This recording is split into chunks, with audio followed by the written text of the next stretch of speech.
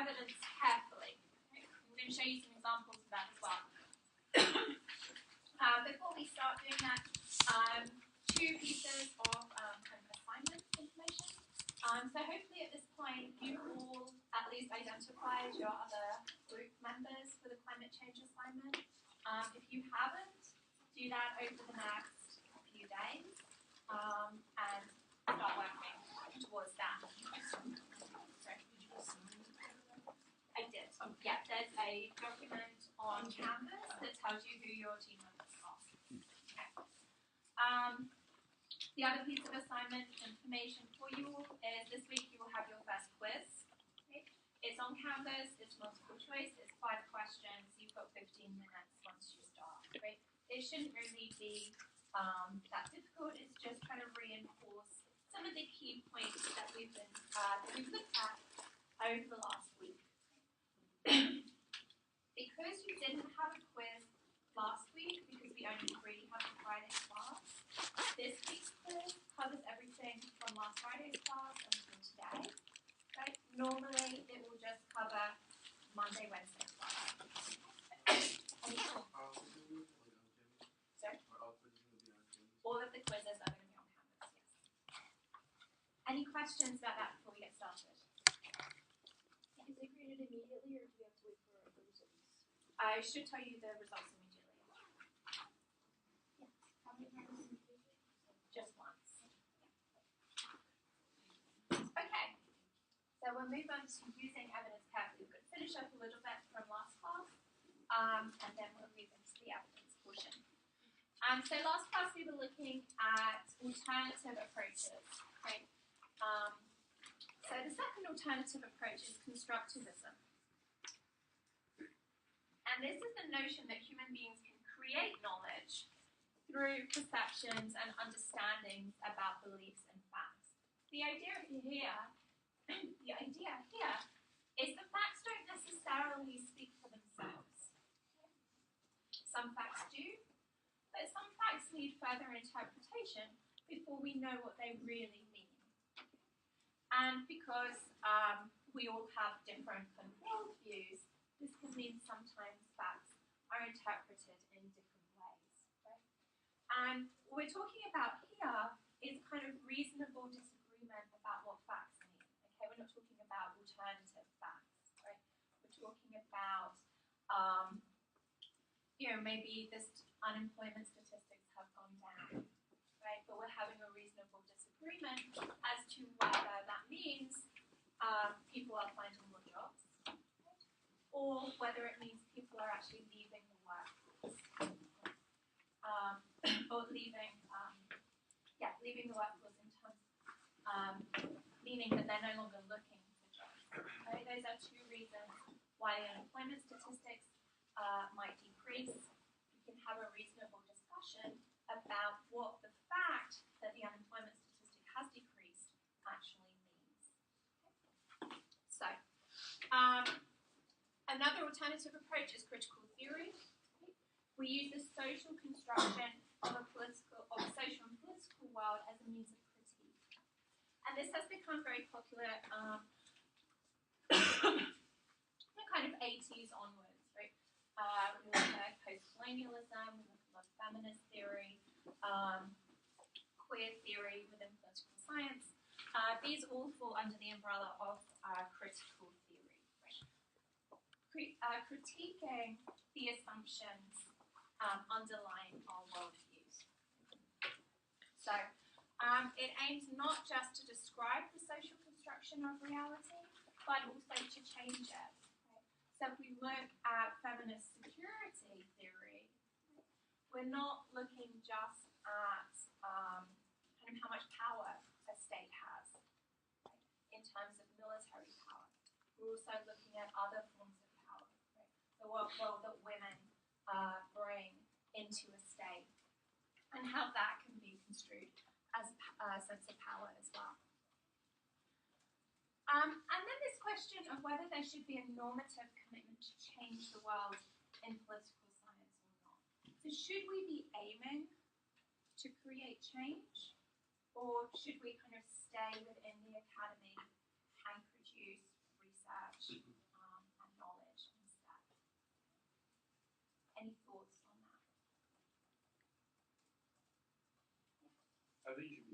could create change because in a sense like nothing's perfect in the world when it comes to politics. I guess you can always have improvements to your system. It's always there's never like there's never going to be like a utopia in a sense. So you just got to find different ways when it comes to certain societies. Like I guess like a good example that would be like income inequality. Like some countries deal with income inequality with like lowering taxes in certain areas, and other countries, like the Scandinavian countries, they solve it by raising taxes on higher income earners. So it just depends, but yeah, it changes. Yeah, I think lots of room for improvement. So maybe we want to kind of implement change that way. Was there a hand up over here? No? Any other comments? Anyone believe that we should try and implement change? Well, I mean, you could argue it with what happened in this election. We shouldn't have seen people want change. We had a good economy, a very low unemployment rate. The trend should not have shifted to a radical change, and it did. Will we see consequences for wanting a radical change when it didn't call for it? So I think this scenario might tell us, or might dictate, or might be a good indicator of if you can argue. Okay. So in terms of the change that we've seen with the last election, how do we relate that to political science research? Well, because I was speaking in terms of like, in other elections, usually when presidents with like an unemployment rate under 6%, typically they'll win re-election, and that party will pass it off to the next candidate. And in this situation, that's not what happened at all. People wanted a completely different kind of president and a completely different kind of party, and they actually flocked to Trump because he was a different kind of politician. And that's not what people expected at all. Yeah, that's true. Okay, I guess it's that because it's like a very form of constructivism. They're getting false information. Not even false information, but they alter the facts. So it seems as if the problem that's really at hand is a lot worse than it actually is. In the sense, like, let's say immigration is actually going down since George Bush's term. And people just assume because Trump says, oh, this many are coming in and this many are staying, they assume that they're taking over, and they just have no intention of leaving. yeah, right. That's a really good example of kind of a socially constructed idea coming into politics, right? Prior to Trump announcing his candidacy, immigration wasn't a huge political topic, right? The Democrats under Obama had talked about trying to implement comprehensive immigration reform, but it wasn't something that was the center of what we expected the campaigns to look at, right? So Trump really constructed this narrative that did become a centerpiece of the election campaign. So in a way, we can look at that as an example of someone who's constructing kind of facts on the ground. Yeah. I would also say that part because our economic indicators may seem to be having good trends for in particular areas, but if you go to another area, it may not seem that high, or for a particular group of people, it may not be as effective as it's been currently, because we can see that the stock market's going up. But if you're someone who doesn't have stock, it doesn't really help you. Or if we're building, we see in the cities that there's a lot of new construction going on, but in small towns there's a lot that's going away. Right? And even in cities where there's new construction, if you're someone who's too poor to partake in that construction or go to the new cafes, that's where they make a difference. Yeah, so this might well be what we've seen play out with the last election, right? So we know the economy is improving.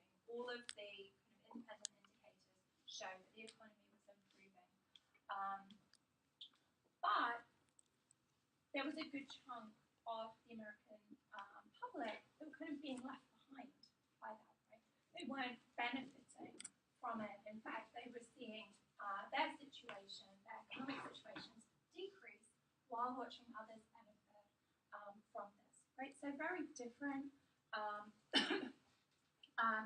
leading to kind of very different reactions to the same set of facts. Yeah. Okay.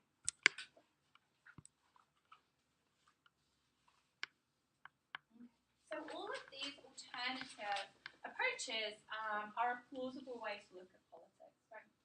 And can be deployed within political science research.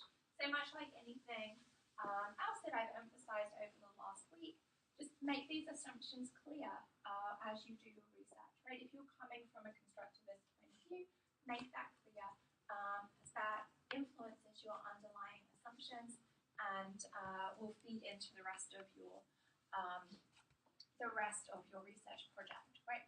So they come with assumptions, much like the empirical method. Right? If you use a constructivist approach as you go into your research project, it shouldn't then be critiqued because it's not the empirical approach. Right? It should be critiqued on its own standing. Right? So does it work as a constructivist approach? Okay? You don't just dismiss the entire approach. So in some cases, you can accept empiricist premises and still find ways to incorporate variables like, for example, ideology, beliefs, values, and norms. So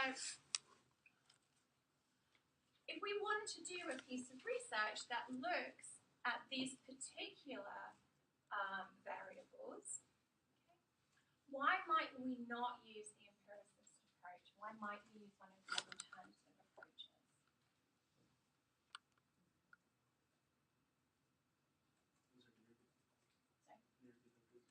Yeah, if you want to look at a research project that looks at these ideas, right, ideology, beliefs, values, or norms, why might you use one of the alternative approaches that we just looked at rather than an empiricist approach?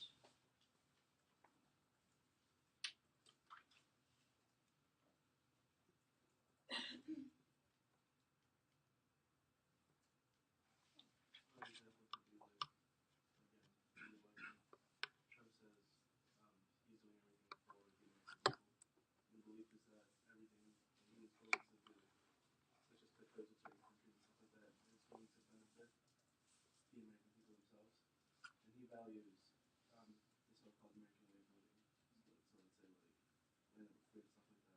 And he gives examples of like how his parents were different and stuff like that. But he doesn't look at the whole picture. Okay. How does that relate to a research method approach? I'm trying to put it to words, I'm sorry. Any advice? Sorry? Any advice? I'm trying to put it to words, I'm sorry. So in terms of, if we're looking at a way to research what you just talked about, right? So Trump's kind of values and ideas going forward. What kind of research would that look like? Okay, would it be an empiricist approach where we're using data, or would it be one of these alternative methods where we use maybe a constructivist approach? Yeah. Well, with the topic of immigration, people might not look at research or data. You would have to look at their ideology and beliefs, which depend on like the perception and more intangible things that affect their beliefs rather than hard data. Yeah. Yeah, it's just, I kind of piggyback off of that. Like Trump was using a lot of examples of like excuse me, of illegal immigrants in sanctuary cities that like murdered people in a sense that he would use the ideology of those individuals who killed like people in the cities as a justification for why we need harsh immigration standards instead of looking actually at the data of people moving in and out of the country. Okay. You're all kind of dancing around it a bit, and you're all focused very much on like the concrete politics, and that that is kind of much easier to deal with. I'm trying to get you to look at this in a more kind of conceptual way in terms of research methods, right? So let's do a scale here, right? Let's have liberal and conservative. Okay. So earlier this week, I asked those of you who've had classes with me before to identify where you thought I sat on this, right? And we came up with basically leaning liberal. Okay, so I'll put myself somewhere around here. Okay. Now this is the US. Okay. Let's have a look at where I would sit on the UK liberal conservative spectrum. In the UK liberal conservative spectrum, I would sit somewhere around here. Okay. This is one of the reasons it's incredibly difficult to empirically look at ideology. Okay. Liberal and conservative mean different things to different people. They mean different things in different countries. It's incredibly difficult to measure what we mean by different political ideologies, especially when we're just using these labels. Right? Later on, when we talk about constructing variables, I'll show you some ways that we can start to get at building better variables to measure ideology. But this is exactly why we might use alternative approaches to get at these kinds of ideas, right? Ideas that we find difficult to measure because people interpret them differently, because they're things like values that just aren't really concrete, right? They're ideas. We can't put them into empiricist research in the way that we would like to. Okay, so we use these alternative methods instead. Any questions on that? Okay. So let's look at a quick summary of this. So an empirical approach to political science acknowledges these critiques, right? But rejects pure relativism. We do believe in a kind of underlying set of principles. Not all statements are equally true. Not all facts hold water. Some claims are stronger than others. And we can adjudicate between competing claims of truth. Okay, to fight some of this, political science subjects propositions to scrutiny. Right? We don't just reject an idea because it doesn't fall into our ideological beliefs. We look at the evidence behind it and assess whether it holds merit or not. We test them against this objective evidence, reject them if necessary. And then we accept and amend information to build up a body of knowledge, right? So a few times we've talked about the body of knowledge that we've built up around elections. Right? Generally, the economy is good, the president gets re-elected, right? Or the party gets re-elected. Foreign policy is not as important, generally, when it comes to elections, right? Unless the country is in the middle of a war, right? That's an exception to that rule. We have this body of knowledge that means we can generally predict outcomes of elections. So let's look at assessing evidence in a bit more detail, right? I'm going to start with this picture. A lot of you have probably seen this over the last few days, right? What are these pictures? What do they represent? Someone I haven't heard from. Right at the back. The amount of people who attended the inauguration from Trump and Obama. Okay. Which one's which? Trump is on the left, Obama's on the right. Okay. Yeah. Right. So you've seen these in a lot of newspapers. They've been doing that on Facebook, Twitter, everything else. Okay. So clearly, a lot more people in this picture. Obama's inauguration compared to Trump's inauguration. Okay. So, aside from the White House press secretary arguing that there were in fact just more people and we just have to believe him. There's another conservative argument going around to argue that these pictures are not actually comparable. Right? Has anyone heard that? Yes. I heard that argument, but the pictures were taken at almost the same time. The Can Obama you picture was explain the argument for people who haven't heard it? The argument was saying that the pictures were taken at completely different times and you can't compare them.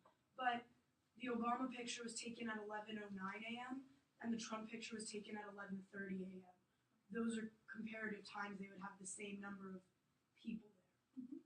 Yeah, right. So this argument that's gone round says, well, this picture was taken much earlier in the morning when we would expect less people to be there. And this picture was taken during the swearing in, right? That's the bit that everyone wants to be present for. If that was true, then these pictures are not comparable, right? They make a nice visual, but that is actually not a good use of evidence, right? So we have the timestamps. We know that they are basically taken around the same time in the day. And kind of as further evidence of this, if we don't believe timestamps or we believe that they can be manipulated, PBS put together a nice little time lapse for us. I like how, like, even if we don't believe the pictures, we then have the pictures digitally time-stamped, but even if we don't believe that, we have a video.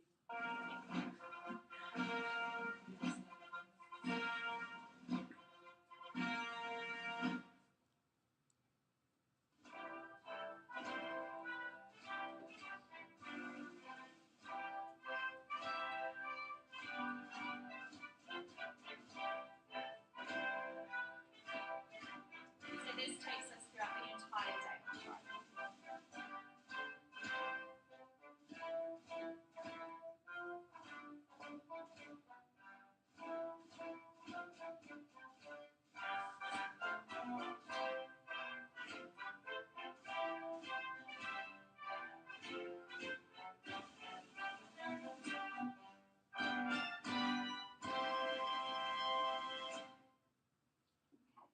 So we can see very clearly that there is a difference, right? And so we can use these different ways, right? So if you want to really go down a conspiracy theorist route and say, well, timestamps can be changed, then you can do that, but we have a video of the entire day. So we want to make sure that all of this evidence is comparable because the timestamps show that they are taken at a similar time. We can say they're comparable. So one of the biggest problems that we face when using evidence in public policy, and this is how we really kind of implement the research that we do in political science, right? It gets translated into policy. Is this public policy? Is this analysis of risk? So, risk is defined as, risk is often conflated with the probability of an event happening, right? So we have the example here of your chances of being involved in a plane crash, right? 1 in 11 million. But this kind of understanding of what risk means leaves out the cost of the event happening. So risk is actually calculated by the probability of the event multiplied by the cost if it were to happen. So an airplane going down is a low probability but high cost. Right? If an airplane goes down, most people are killed in that event. Right? In comparison to car accidents, right, much more likely to be involved in a car accident at some point in time. Okay? We don't really worry about that too much, in good part because most of the time you survive a car accident. Right? So the cost of a car accident is not as high as the cost of an airplane going down. So these high probability, low cost events are worth taking some steps to protect yourself because you're likely to experience one at some point in time. So we wear seatbelts and we have cars that are go through crash tests, safety checks, etc. Low probability, high cost events are also worth protecting against. Right? So here we have the example of nuclear terrorism. Okay. It's unlikely, okay, but we don't want it to happen even once. Okay? So we protect ourselves against that kind of thing as well. But these low probability, low cost events, we don't really do much about, right? So you're unlikely to be attacked by a shark. If you are attacked by a shark, you're still unlikely to die from it. So we don't worry about those kind of events as much. So one of the problems when it comes to kind of creating public policy based on risk calculations is that human beings in general are very poor at making risk calculations, right? We tend to worry about these low probability events while ignoring relatively high probability events, right? We tend to worry about the spectacular but not about the day-to-day, which is actually much more likely to impact us. Okay? So we worry about plane crashes, we worry about nuclear terrorism, we worry about being attacked by an immigrant, which is statistically incredibly unlikely, okay? But it's a boogeyman story that is built up. Okay? But we ignore high probability events. Like we don't think day to day about the probability of getting cancer, about the probability of heart disease. We don't think about the probability that if we are attacked, it's much more likely to be by somebody that we know. So much of the discussion of risk in public policy relies on these kind of miscalculations and also this conflation. And politicians and journalists will often inflate the risk of low probability events to make a political point. So we talk a lot about terrorism. We talk at the moment about the likelihood of terrorists getting nuclear weapons.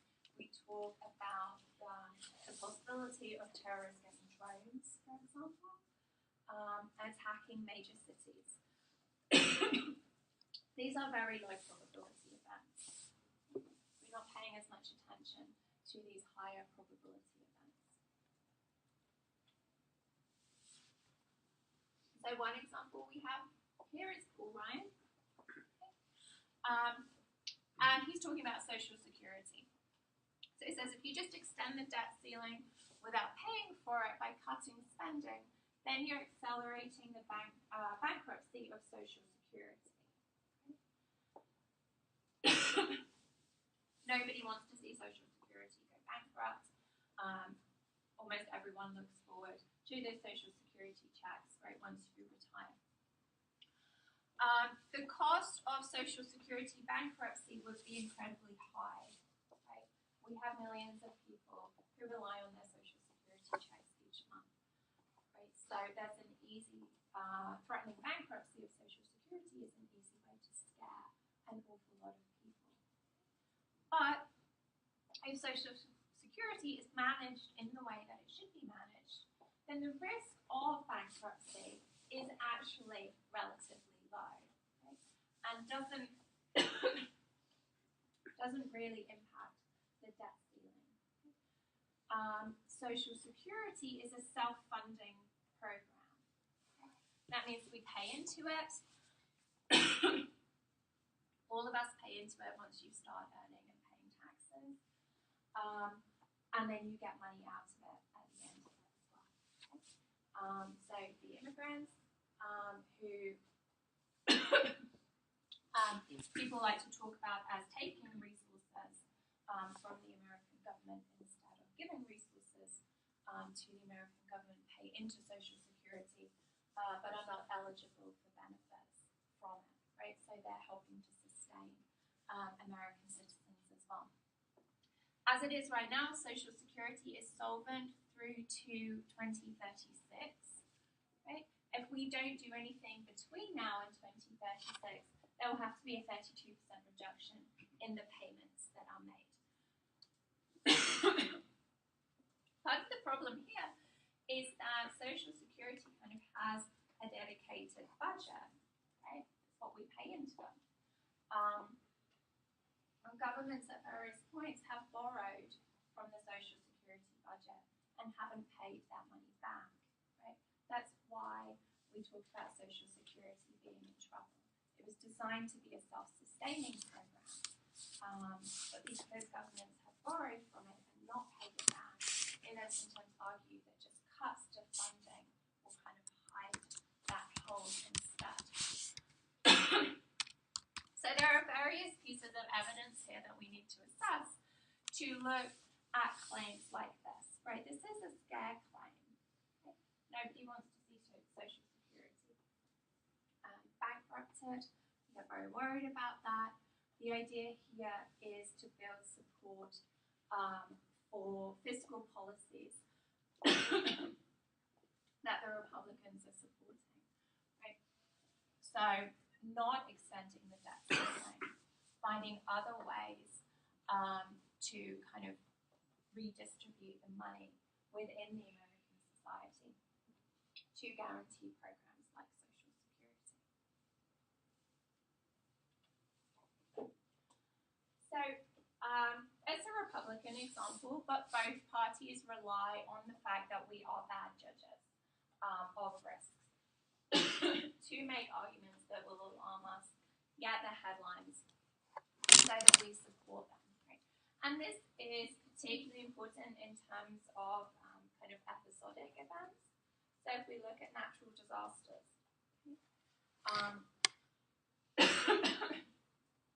so we see the kind of economic arguments made by the Republicans. Often the Democrats will look at some of these environmental arguments. Right? So the risk of any type of risk, right, will have an upper bound, like the worst that can happen, and a lower bound. Okay. If we look at Al Gore's argument on the rising of the sea level, and this is from your reading this way for this class, you see that there are bounds here. So he argues that sea levels will rise by 20 feet if the ice in Greenland melted, okay, with a rise in temperature of 3 degrees Celsius.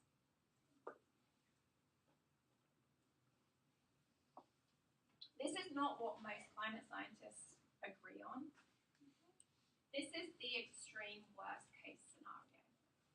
But it's kind of scare tactic that Al Gore has gone with in order to get people's attention, right? If we have a 20 feet sea rise, almost every city on both coasts is gone. Right? No one wants to see that. So it's a way of getting the attention. Okay? But what's the risk of doing this? Right? Why might this backfire? Okay. People find out the truth, they are less trustworthy, they don't see it as much of a problem. They just kind of ignore it until it's worse. Right. It's now ruined Al Gore's credibility in terms of putting forward climate details. Right? Going to the most extreme example and then people finding out, well, that's not actually the most likely scenario, means that people are less likely to pay attention to what Al Gore is saying about the climate as we go forward. And it means that they lose trust in people making arguments about how bad climate change is going to be in general. Okay? Because next time they hear an argument, and it might be that actually sea levels are going to rise by 5 feet, they say, well, I don't know, like, we were told a lie last time, or at least an exaggeration last time. Maybe this is an exaggeration as well. And they start to move away from looking at this kind of issue. Right? So it doesn't necessarily mean that it's not worth adjusting behavior to prevent a lesser rise in ocean levels, but it has to be measured against cost. Where did we see this in America? What city did we have a big discussion around saving if sea levels rise? Miami would be one, yeah. Yeah, New Orleans, right? So we've had these conversations around a few cities. New Orleans is one of the big ones in terms of the cost that it would take to save the city, right? Partly because the city itself is below sea level as it stands now. So if sea levels continue to rise, it's going to be incredibly expensive, right? And people are going to be almost at constant risk of more flooding. And you look at that from both an economic point of view, right? Is it worth it economically? And you also look at that from a kind of human point of view, right? People want to keep their homes, but is it kind of ethical thing to do to promise that you can keep them safe when that really isn't necessarily the case? So we have to have these debates, right? And there's no easy answer to something like that. So facts can also be manufactured to quantify a problem and to create the illusion of progress, right? And this is often the case, or if we're looking to create the illusion of progress, then what people often do is throw out statistics. Right? And we'll look specifically at the use of statistics a bit later. But it just seems to be human nature. If we attach numbers to things, then we give it more credence. Okay? But that means that we can be quite easily manipulated with people using statistics to try and prove a point. So if we look at the Hamlet evaluation system in Vietnam, this is very much an example of that. So there was concern over the progress of the war in Vietnam. And this led to a number of different metrics being designed by the US government to try and show that they were in fact making progress. So Vietnamese villagers were rated for whether they were under control of the government or not, right? We're literally counting how many villages each side controls. Tallies were created to measure things like to capture Viet Cong soldiers, we kill Viet Cong soldiers, in comparison to how many US soldiers were captured and killed.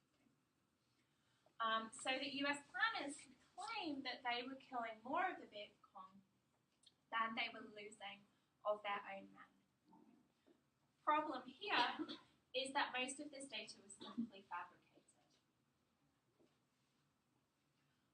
Why would that data be fabricated?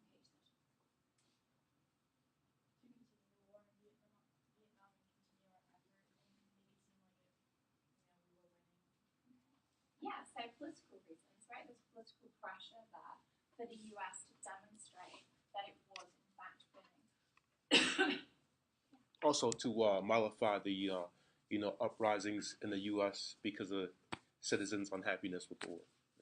Yeah, right. It was an incredibly kind of tense political atmosphere in the U.S. in general. There was lots of demonstrations,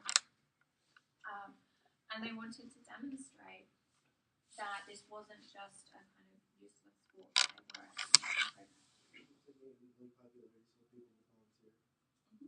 yeah, right. As the Vietnam War went on, there were increasing problems with getting enough soldiers, even through the draft. Right, people were trying to get out of being drafted. Right, so even then they were struggling to get the numbers of soldiers in. because they were winning, people might be more willing to volunteer, right? Or at least turn up when they were drafted. Okay. So these are all really good political reasons. In terms of research, right, go back to research methods. If we think about how we go about researching these types of issues, why might that also lead to these data being fabricated?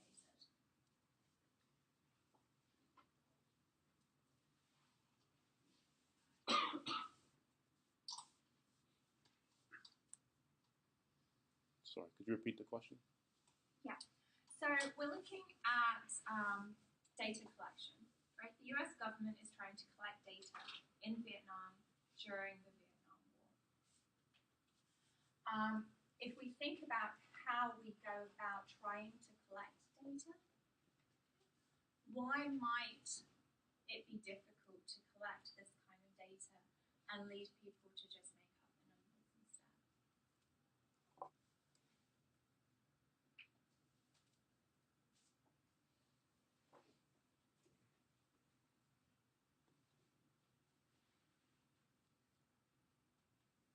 Are you asking like why would it be better fabricated than giving real numbers? No, not better, just why might it be inevitable that this kind of data would be made up?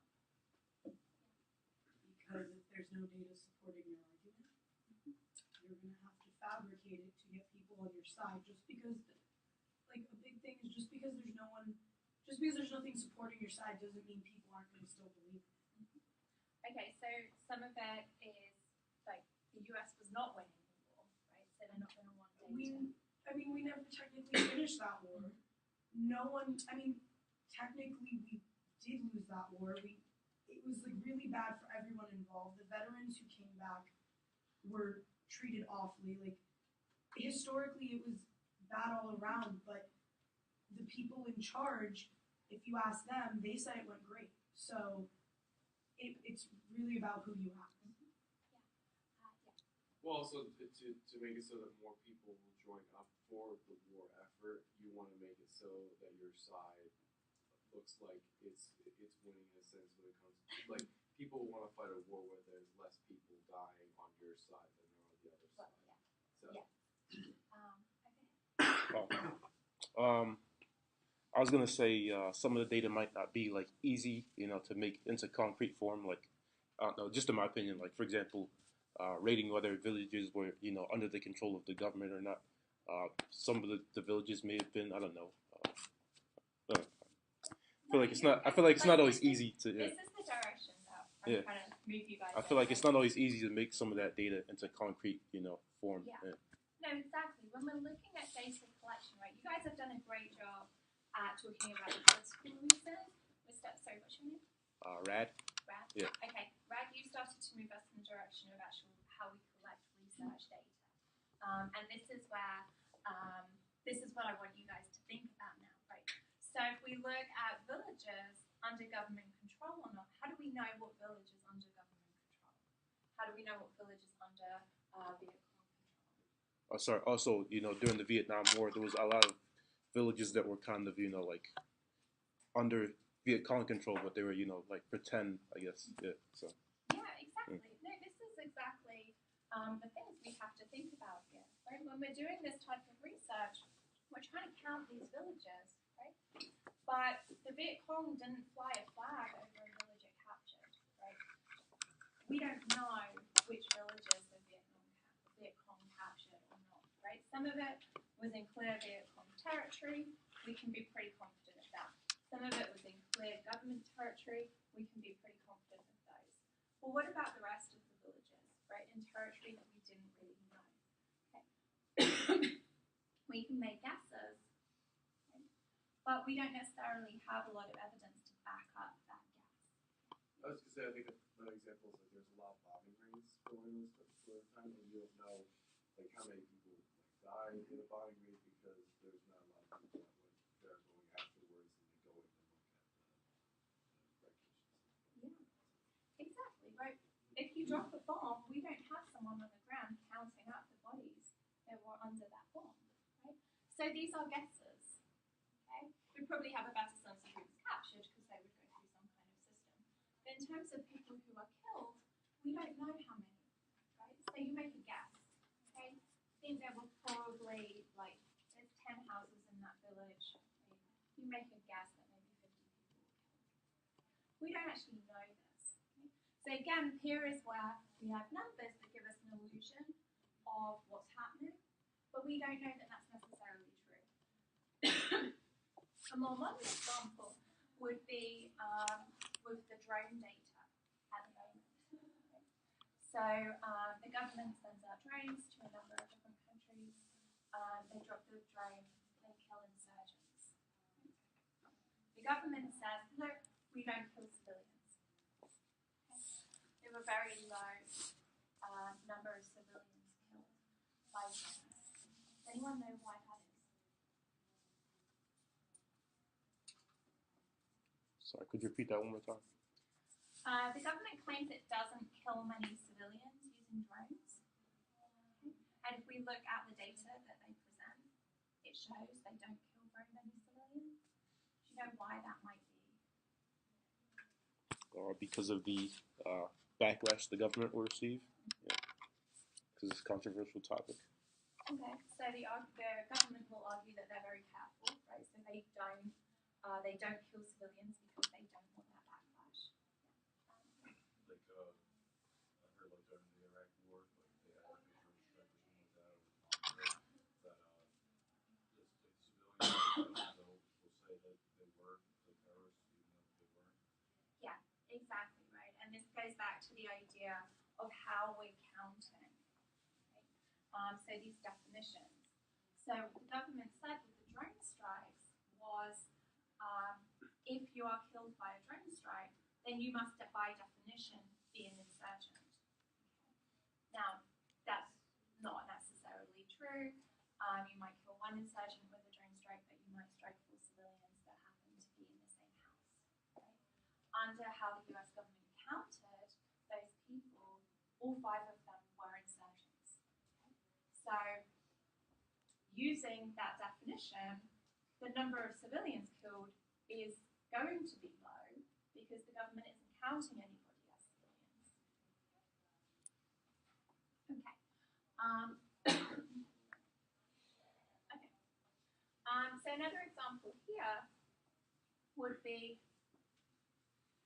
you know what, I actually have 2 or 3 slides on this, so we won't get into this and go halfway through. We'll finish up now, and we'll pick this up on Monday. Have a good weekend, everybody. Let me know if you have any questions about anything.